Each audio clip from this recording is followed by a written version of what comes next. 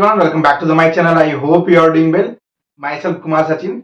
जैसा कि यार तुम लोग ना अभी 10th से 11th में आए हो, नया नया जोश से नया नया खून है कि अब 11th में आ गए हैं तो भाई साहब 11th को तो फाड़ देना है, चीर देना है। देखो साइंस लिए हो, साइंस में अगर तुमने बायोलॉजी लिया है ना तो ये बहुत बड़ा एक डिसीजन होता है कि बायोलॉजी लिए हो। तो ऐसा नहीं है कि बहुत लोग तो मजे मजे में ले लिए होंगे कि हाँ मैथ से डर लग रहा है तो बायोलॉजी ले लेते हैं और बायोलॉजी में कुछ तो इंटरेस्टिंग जानने को है तो वो ले लेते हैं। बट बहुत से ऐसे लोग होंगे जो बायोलॉजी इसलिए लिए होंगे कि उनको एक मेडिकल फील्ड में जाना है या बायोलॉजी में इंटरेस्ट होगा उस सब्जेक्ट को जानने में, क्योंकि बायोलॉजी एक ऐसा सब्जेक्ट है जहाँ पे कहीं ना कहीं तुम्हें इंटरेस्टिंग चीजें देखने को मिलेगी, सोचने पे मजबूर हो जाओगे चीजों के बारे में। जब बहुत सारी चीजें जानने लगोगे ना तो तुम्हें लगेगा कि भाई साहब कहीं तो हम सब्जेक्ट पढ़ रहे हैं। ठीक वैसे तो तुम एवे ही आओगे 11th में और एवे ही चल जाओगे, ऐसा भी होता है। और 12th में जाने के बाद कुछ चैप्टर्स ऐसे हैं जिसे पढ़ने के बाद बोर्ड दे दोगे। अगर अगर तुम किसी स्टेट बोर्ड से आए हो और तुम 11th में आए हो और बायोलॉजी लिए हो तो तुम्हें भाई कुछ पॉइंट्स का ध्यान रखना होगा।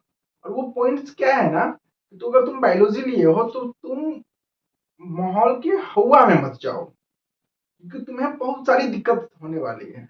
और वो दिक्कत क्या है मैं बताता हूँ। मैं भी स्टेट बोर्ड से पढ़ा हुआ हूँ। पता है क्या है, सबसे पहले तो भाई तुम्हें जो है हिंदी पढ़ के आए हो 10th में और 11th में जब मूव कर रहे हो तो वहां पर तुम्हें सिर्फ इंग्लिश दिख रही है और लोग इंग्लिश ही पढ़ाते हैं। ठीक, और दिक्कत आएगी, कुछ कुछ प्रोनाउंसिएशन होते हैं, कुछ कुछ ऐसे वर्ड मीनिंग्स होते हैं जहां पर आपको लगता है कि बायोलॉजी तो समझ में ही नहीं आ रहा है।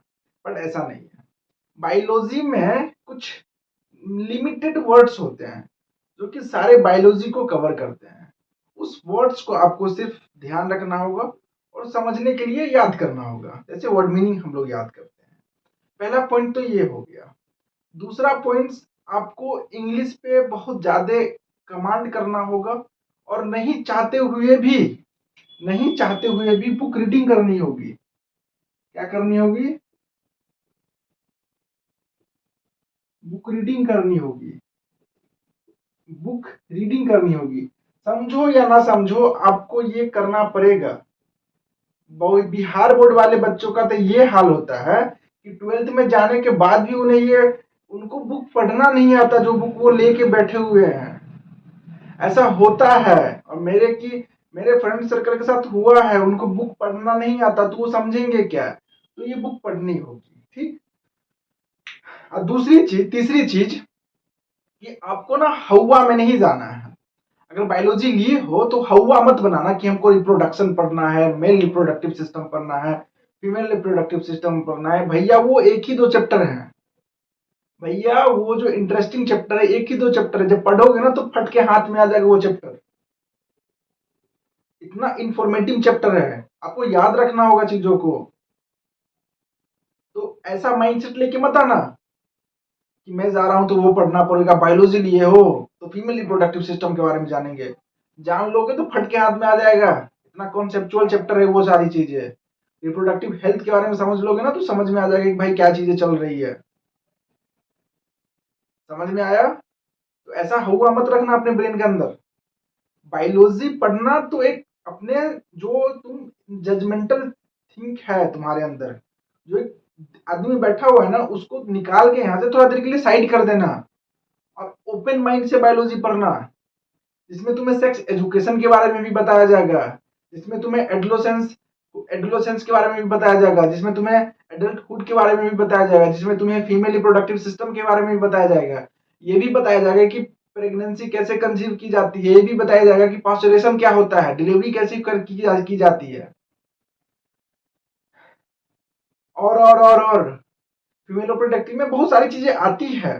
तुम्हें ओपन माइंड से सारी चीजों को पढ़ना पड़ेगा, समझ समझ के पढ़ना पड़ेगा। देखो एक सीबीएसई बोर्ड वाला बच्चा होता है उसे 10th से 9th से ही पढ़ाया जाता है।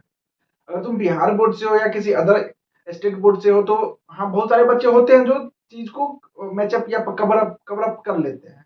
बहुत बहुत सारे बच्चों को दिक्कत होती है, अब मोस्टली पॉपुलेशन को दिक्कत होती है। और हमारे शहर में और हमारे मार्केट में तो ऐसा माहौल बना दिया गया है कि बच्चे 11th-12th वाले आ रहे हैं और उनको सिर्फ 11th वाले बच्चे को रिप्रोडक्शन चैप्टर पढ़ाया जा रहा है क्योंकि उसे इंटरेस्ट आए।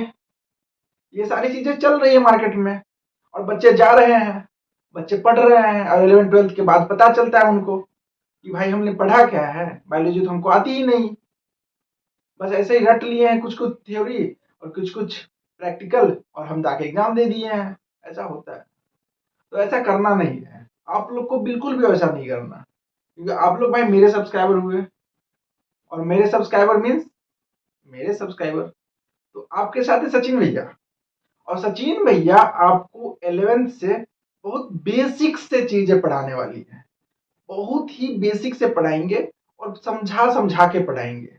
अगर आप स्टेट बोर्ड वाले हो फिर भी समझोगे, अगर आप बिहार बोर्ड से या सीबीएसई बोर्ड वाले हो तो आप तो ऑलरेडी समझोगे ही। तो हम स्टार्ट करने वाले हैं 11th का new chapter cell the unit of life, ठीक, नेक्स्ट डे से। तो इन सारी चीजों को ध्यान रखना, एनसीईआरटी खरीद के रखना और साथ साथ नोट प्रिपेयर करना, और नहीं तो मैं नोट प्रोवाइड करवा दूंगा कम्युनिटी पोस्ट पे, और उसे लिखना और बिल्कुल बिंदास होकर पढ़ना।